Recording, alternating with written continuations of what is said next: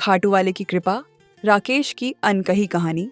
रात के 2 बज रहे हैं। कमरे में सिर्फ पंखे की आवाज और पन्नों के पलटने की धीमी सरसराहट।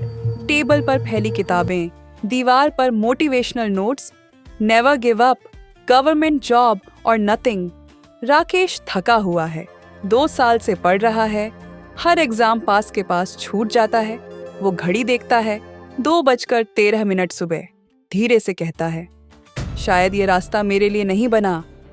उसके हाथ कांप रहे हैं, पर वो फिर भी किताब खोलता है।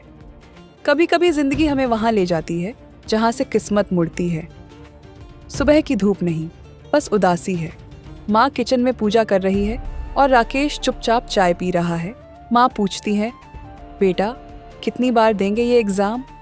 राकेश बस मुस्कुरा देता है, पर अंदर से टूट चुका है। वो रिजल्ट देखता है, नॉट क्वालिफाइड। माउस पर उसका हाथ रुक जाता है। स्क्रीन धीरे धीरे ब्लर होती है।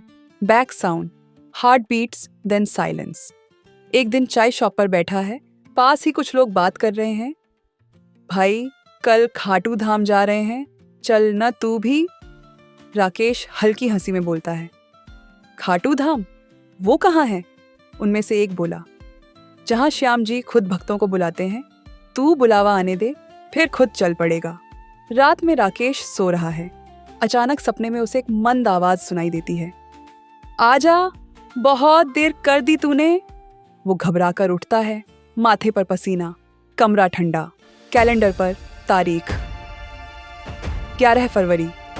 ठीक वही दिन जब खाटू मेले की शुरुआत होती है। वो अगले दिन दोस्तों के साथ चल देता है, बिना कुछ सोचे। बस चल रही है। रेत का रास्ता, धूल, भक्तों की भीड़, श्याम नाम के जयकारे। कभी कभी इंसान जगह नहीं चुनता, जगह इंसान को बुलाती है।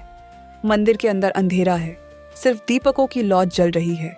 राकेश भीड़ में आगे बढ़ता है और पहली बार श्याम जी के दर्शन करता है। उसके कदम वहीं रुक जाते हैं, आंखें नम। आंसू उसके गाल पर बहते हैं। उसके बगल में खड़ा एक साधु कहता है, देर आई है बेटा, पर अब वक्त बदलने वाला है। साधु उसे उससे नीली रुमाल बोसिक पुल्लाला देता है। राकेश अब हर दिन वही रुमाल अपने टेबल पर रखकर पढ़ता है।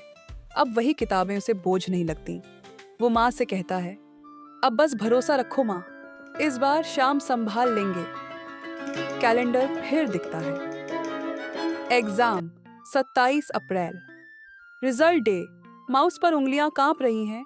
वो क्लिक करता है, कांग्रेचुलेशंस, यू आर सिलेक्टेड। उसका चेहरा शॉक प्लस डिसबिलीफ। उसी वक्त शेल्फ से नीली रुमाल हवा में गिरती है। मंदिर की घंटी की आवाज गूंजती है।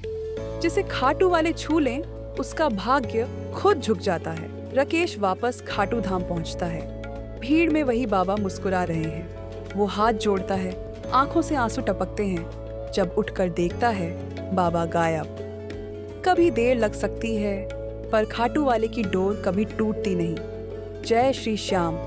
सब्सक्राइब द खाटूश्याम लीला। अगर कहानी ने दिल छू लिया हो, जय श्री श्याम लिखिए।